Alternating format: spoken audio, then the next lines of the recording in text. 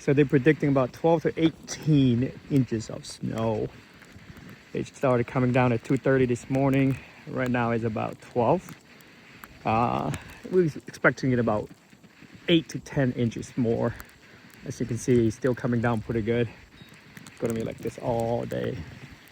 You can hear from my jacket, it's about to be sleet and rain later on, but it's beautiful though. Everything's covered in snow, white. So right now we have about, you can see from my boots, I would say about 6. Yeah, close to 6. So I'm gonna start the pre-early treatment, and neighbors started right there.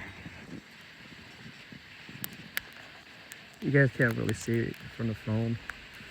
Oh, there it is, but it's coming down pretty good.